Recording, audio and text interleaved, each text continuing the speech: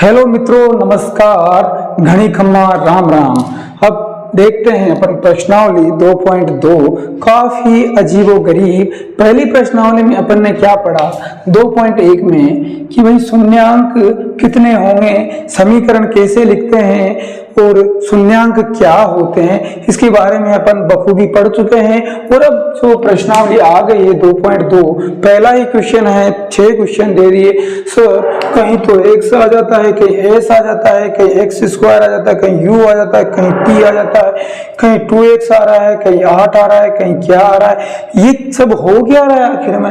अपन को कैसे समझ में आएगा कि इसको सोल्व करना कैसे है? अरे अपन को निकालना क्या है इसमें, ये भी तो मालूम नहीं है। तो ये देखिएगा भाई कि इसमें करना क्या है। इसमें बड़ी बात कौन सी है? सब में एक बात तो कॉमन दिख ही रहा है ना कि देखो, अपन कोई भी संख्या लिखते हैं या कहीं अपन संख्या को क्या लिखते हैं अपन 1 2 3 4 5 6 इस तरह से कुछ। लेकिन संख्या के साथ में और भी कुछ चीजें होती है जो वेरिएबल होती है। अपन जैसे कि पढ़ा था पहले, बहुपद क्या होता है, बहु का मतलब बहुवचन, पद का मतलब क्या हो गया। जो कोई भी अपन गणित में लिखते हैं, किसी भी स्टेप के हिसाब से लिखें या फिर टुकड़ों में खंड खंड करते हैं तो उसको पार्ट में डिवाइड करते हैं, तो बहुपद हो गया, मतलब एक से ज्यादा पद हो गए।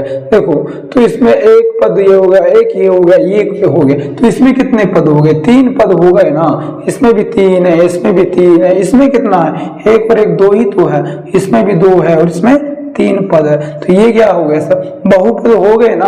अब बहुपद के अलावा आप क्या करें? जो चर राशि है जो बदलती रहती है और दूसरी होती है अचर राशि जो बिल्कुल भी नहीं बदलती। अचर, चर का मतलब होता है चलना, समझ लीजिएगा कि चर राशि चलती रहती है। जैसे कि गाय भैंस जब चरने जाती है तो वो चलती रहती है, समझ लीजिएगा। और अचर का मतलब क्या होता है? अ जहां पे आ रहा है नहीं चलती है, नहीं चलती है, मतलब नहीं बदलती है, अपने बदलना, बदलती नहीं है, वो अचर हो गया। जो चलती रहती है चर है, बदलती रहती है उसको चर बोलते हैं। तो यही तो अपने को इसमें समझना है कि चर अचर क्या होता है। अब यहाँ पर किसी भी क्वेश्चन में देख लीजिएगा, अगर संख्या भी है साथ में कुछ और भी आ जाए, x आ जाए, y आ जाए, z आ जाए, p आ जाए, t आ जाए, s आ जाए, u आ जाए, ये सब संख्याएं क्या है? ये सब चर राशि है। चर राशि मतलब यहाँ पर मान बदलता रहता है। x की वैल्यू 1 2 3 4 5 6 7 8 5000 5 लाख कुछ भी हो सकती है। इसी तरह y z इनकी भी वैल्यू कुछ भी हो सकती है, अपने को नहीं मालूम है। ये क्वेश्चन में जो देगा वही होगा ना, तो इसको समझने की कोशिश कीजिएगा और इसमें कंफ्यूज मत होइएगा, घबराइएगा भी नहीं कि ये कौन सी आफत आ गई है। एक्स वाई जेड इस तरह के कीड़े कहाँ से आ जाते हैं ये गणित में?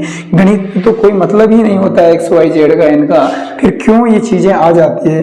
गणित में तो सिर्फ संख्याएं क्यों नहीं आती है, ये फालतू की आफत क्यों आ जाती है? तो ये कोई आफत नहीं है, बस ये समझ लीजिए कि भाई ये भी संख्या ही है, लेकिन ये क्या बदलती रहती है बेचारी, इनको कोई जगह नहीं मिलती है स्थिर होने के लिए, तो ये अस्थिर रहती है और अपनी वैल्यू बदलती रहती है। ठीक है, तो इतना सा समझ में आ गया है। तो सबसे पहले अपन चलते हैं क्वेश्चन नंबर 1 पर। भाई अब इस पे कंफ्यूज ये मत होइएगा कि सर यहाँ पर s² आ गया, यहाँ पर x² आ रहा है, तो मतलब कुछ भी नहीं है। अगर यहाँ पर x² हो तो भी वही मतलब है, बस आपको x की जगह यहाँ s रखा है और क्या किया है, यहाँ पर t कर दिया है, यहाँ u कर दिया है, बस इतना ही डिफरेंस है, कोई मतलब नहीं है बाकी का। पहला क्वेश्चन ही अपन देखते हैं कि भाई क्या इसमें निकालना है। पढ़िएगा कि क्वेश्चन क्या दे रखे हैं। पहला क्वेश्चन दे रखा है, निम्न द्विघात बहुपदों के शून्यक ज्ञात कीजिए और शून्यकों तथा गुणांकों के बीच संबंध की सत्यता भी स्थापित करो। तो कैसे करें? सबसे पहले तो शून्यक ज्ञात करो। शून्यक ज्ञात करना मतलब शून्यक होता क्या है ये समझ तो लीजिए एक बार। अरे कहाँ होता है ये शून्यक, बताइए ना। शून्यक मतलब कोई भी बहुपद है f(x), जैसे कि ax² plus bx plus c, बहुपद हो गया ना। एक ही पद है या बहुत सारे पद है? 3 पद है, एक से अधिक पद है तो बहुपद हुआ कि ना हुआ? बहुपद हुआ है सर। तो बहुपद हो गया तो इसका मान 0 होना पड़ेगा। शून्य के लिए तो यही है कि भाई इसका मान 0 कर दो और यहाँ से x का मान निकाल, जो भी x की वैल्यू आएगी वही क्या होगा, शून्य होगा। अरे शून्य क्या होता है, x का वह मान जिस पर बहुपद का टोटल मान किसके बराबर हो जाए, 0 के बराबर हो जाए, यही तो शून्यक होते हैं। कितनी बार पढ़ोगे, 50 बार पढ़ोगे तो भी वही रहेगा शून्यक, क्योंकि शून्यक वह संख्या है जो पूरे के पूरे बहुपद को खा जाए, बहुपद को 0 के बराबर ला दे, वह क्या होगा, शून्यक होगा। x का मान 50 भी हो सकता है, 1000 भी हो सकता है, 1 भी हो सकता है, 0 भी हो सकता है, लेकिन ऐसी संख्या x का ऐसा मान जो इस बहुपद में रखें और ये पूरे बहुपद को खा जाए, क्या ला दे, 0 ला दे, तो क्या हो गया, वो शून्यक हो गया। अरे शून्यक यही है, ठीक है, शून्यक से कुछ और अर्थ ना निकालेगा, बस शून्यक का मतलब यही समझ लीजिएगा। किसी को कुछ और ही याद आता रहता है, किसी को तो शून्य शून्य पैर याद आ रहे हैं, तो देखिएगा शून्य शून्य पैर नहीं देखिएगा, इधर समझिएगा। अब इसको भी ठीक से लिख लीजिएगा, x² माइनस 2x माइनस 8, यही है, या प्लस 8 है, माइनस 8 ही है। तो अब समझिए इसके शून्यक निकालना है, तो इसको अपन क्या मान लेते हैं, किसके बराबर है, ये बहुपद है, तो बहुपद को fx लिखता है कि नहीं बाबा, x² माइनस 2x माइनस 8। अब शून्यक निकालना है तो इसको क्या करेंगे, शून्यक ज्ञात करने के लिए, शून्यक ज्ञात करना के लिए, बताओ कहीं करने के लिए बहुपद का मान शून्य के बराबर होगा। अरे होगा कि ना होगा बेटा, शून्य के बराबर होगा तभी तो शून्य कहलाएगा ना, बराबर होगा। करो शून्य के बराबर, fx का क्या मान होगा भाई, शून्य के बराबर कर दो, तो fx बराबर x² माइनस 2x माइनस 8 बराबर 0। अब क्या करें सर, इसको तो शून्य के बराबर कर दिया, आ जाएगा x का मान, कैसे निकालेंगे, अरे क्यों नहीं आएगा, 50 बार आएगा x का मान, और देखते हैं कैसे नहीं आएगा। अब क्या करें, इसका गुणनखंड करो, टुकड़े टुकड़े करो, कैसे करें, संख्याओं के गुणनखंड की बात करते हैं तब तो हम कर लेंगे, वही बड़ी बड़ी बातें हो जाती। अब यहाँ पर ये कीड़े मकोड़े जैसे x और दे दिया, इसका कैसे गुणनखंड करेंगे भाई, कैसे टुकड़े करें। गुणनखंड का क्या मतलब होता है, कोई भी दो संख्या का गुणनफल, यही गुणनखंड होता है ना। जैसे कि अपन ने अगर 6 का गुणनखंड की बात करें तो 2 × 3 लिखते हैं कि नहीं लिखते हैं, इसी तरह से ये पूरा बहुपद जो है इसका गुणनखंड करेंगे, मतलब 2 टुकड़े में काट देंगे, 3 में काट दो, 4 में कर दो, तो वही क्या हो गया, गुणनखंड हो गया। अब देखिएगा, बताइए, अब गुणनखंड करने के बहुत सारे तरीके होते हैं, लेकिन अपन यहाँ पर देखते हैं कि x² को तो x² रहने दीजिएगा, माइनस 2x। अब इसको देखो क्या करना है, सिंपल सा ट्रिक बता रहा हूं, कभी भी गड़बड़ नहीं करोगे तुम, कि भाई अब इसके टुकड़े करने का जो याद करने का तरीका बताता हूं मैं। देखो इसको क्या लिख सकते हैं, समीकरण को अपन ax² plus bx plus c बराबर 0, यस और नो, द्विघात समीकरण का फॉर्मेट है। अब द्विघात क्यों है सर, अरे बेटा यहाँ सबसे ज्यादा घात कितनी है, x की 2 है, तो इसीलिए तो द्विघात बोला है ना इसको। अगर x की घात 3 हो जाती है x घात क्यूब, तो क्या ये द्विघात होता, नहीं बाबा, ये त्रिघात हो जाता। तो आपके जो क्वेश्चन है ना वो द्विघात वाले ही है, त्रिघात के क्वेश्चंस करने की जरूरत नहीं है, तो द्विघात की जो है क्वेश्चन है वही करेंगे अपन। अब देखिएगा, अगर कोई समीकरण अपने को इस तरह की दे रखी है, ax² plus bx plus c बराबर 0, ठीक है। तो देखो अब इसकी क्या करेंगे, अपन गुणनखंड करेंगे। तो गुणनखंड में समझ लीजिएगा कि अब जो ये बीच वाली संख्या है ना, जो x का गुणांक है, दिख रही है, x का गुणांक क्या है, b है। सर x का गुणांक तो b है, तो b को ही अपने को टुकड़े टुकड़े करना पड़ेगा, तब जाके अभाज्य गुणनखंड होगा। अब टुकड़े टुकड़े कैसे करें सर, अरे सर a और c भी तो है, तो a और c को तो क्या करेंगे अपन, गुणा करेंगे। क्या करेंगे, गुणा करेंगे। और b को क्या करेंगे, b को या तो जोड़ेंगे या घटाएंगे, कुछ संख्याएं जोड़ेंगे या घटाएंगे। और a और c को गुणा करने पर अपने को क्या करना है, कोई जो भी दो संख्याएं आएगी उनको गुणा, उनका गुणा भी a × c के बराबर होना चाहिए कि नहीं, होना चाहिए। और उनका योग किसके बराबर होना चाहिए, दोनों संख्याओं का योग b के बराबर होना चाहिए। तो देखते हैं क्या करते हैं। यहाँ पर a की वैल्यू कितनी है बेटा, कुछ भी नहीं, इसका मतलब 1 है सर। b की वैल्यू कितनी है -8, तो सॉरी c की वैल्यू, ये c है ना, b तो -2 है, तो a इंटू सी कितना हो गया, 1 इंटू -8 बराबर -8 हो गया। ये सिर्फ समझाने के लिए बता रहा हूँ, जुगाड़ मत करिएगा। और क्या करें, अच्छा जोड़ जो दे रखा है संख्याओं का कितना होना चाहिए, b के बराबर।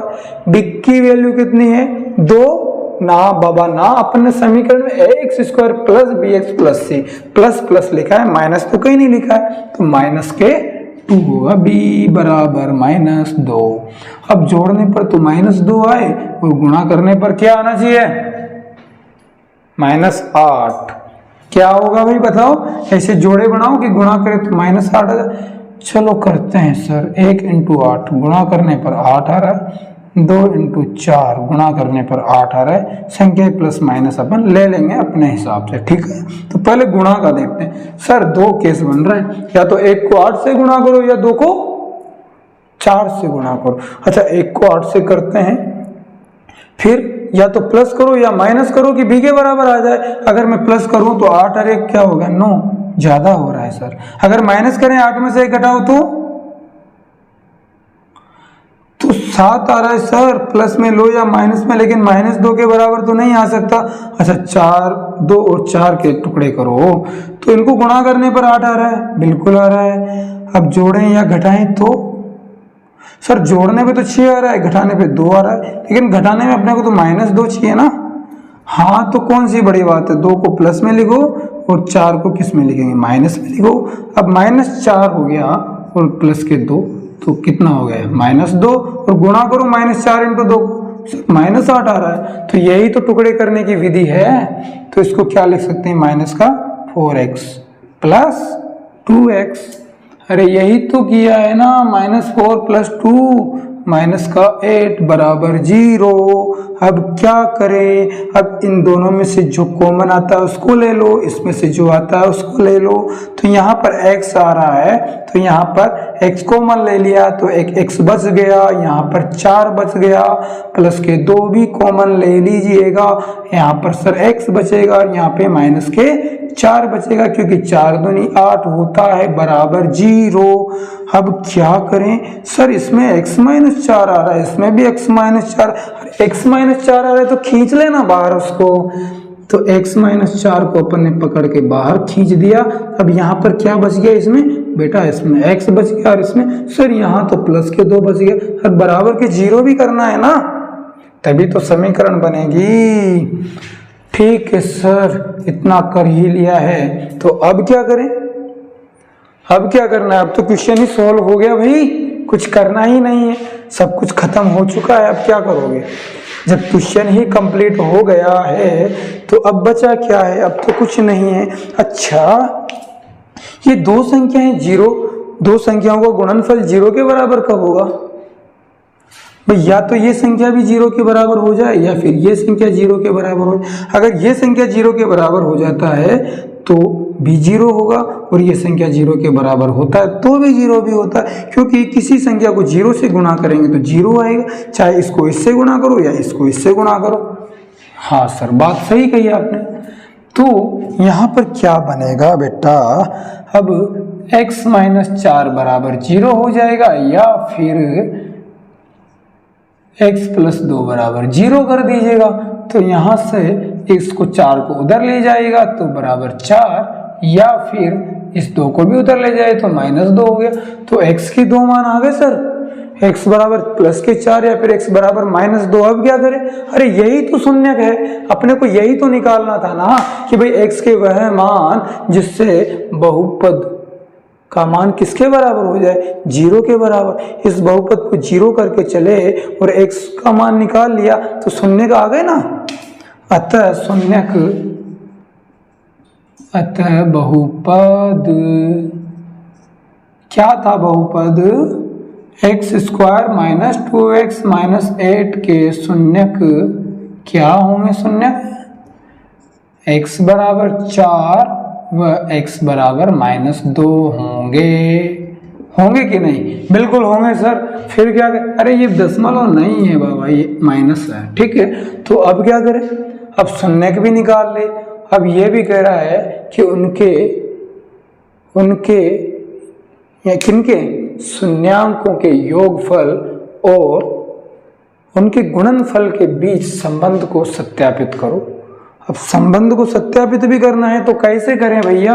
अब ये जो इनको या तो अल्फा बराबर 4 मान लीजिएगा, बीटा बराबर -2 मान लीजिएगा, क्योंकि शून्यंक को अपन अल्फा बीटा से भी डिनोट करते हैं। यस और नो?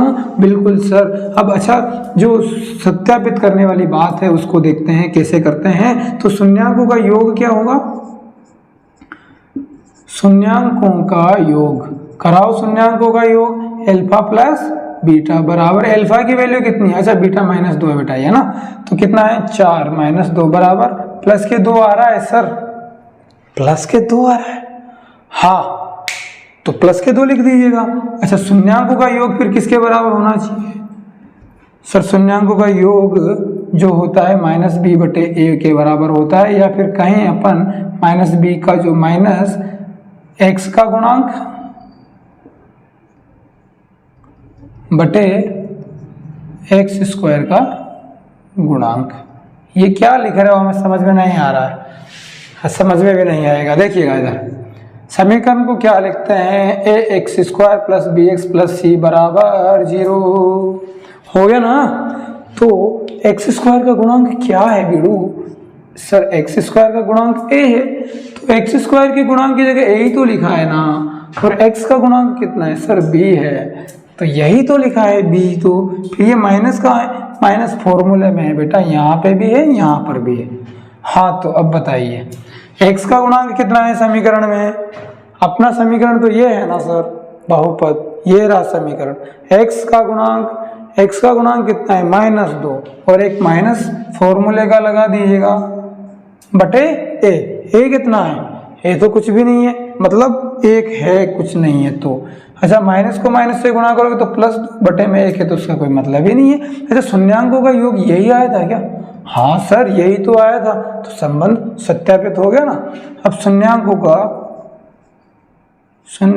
का गुणनफल भी तो करो ना सर, आप ही बताइए गुणनफल। अल्फा इंटू बीटा, ये क्या होता है सर? अल्फा इंटू बीटा करके देखो, अल्फा 4 है, बीटा -2 है, तो 4 इंटू -2 बराबर -8 आ रहा है सर। करके देखो। अब सूत्र भी जो होता है वो क्या होता है? c/a, या फिर कहें अचर पद बटे